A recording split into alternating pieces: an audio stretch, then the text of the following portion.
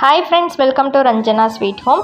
நேற்று கிருஷ்ண ஜெயந்தி எல்லாருமே சூப்பராக கொண்டாடிருப்பீங்க. நாங்களுமே நேற்று ஈவினிங் கோவிலுக்கு போயிருந்தோம். ஃப்ரைடேவே ஆர்த்திகாக்கு ஸ்கூலில் ஃபங்க்ஷன்னால் அவளுக்கு ராதே வேஷம் போட்டிருந்தோம் இல்லையா. ஸோ இன்றைக்கி ஆராதனா எனக்கு போட்டு விடுங்கம்மான்னு சொல்லியிருந்தா. ஸோ அவளுக்கு ராதே வேஷம் போட்டு ஆர்த்திகாவை ஏன் சும்மா விடணும்னு அவளுக்கு கிருஷ்ணர் வேஷம் போட்டாச்சு. ஆர்த்திகாவுக்கு பாவம் மேக்கப் பண்ணிகிட்டு இருக்கும் போதே தூக்கம் வந்துடுச்சு. கிருஷ்ணர் ஒரு தூங்கி எழுந்திரிச்சு அப்புறம் தான் கோவிலுக்கே வந்திருக்காங்க. 2 பேருக்குமே மேக்கப் எப்படி இருக்குன்னு மறக்காமல் சொல்லுங்கள்.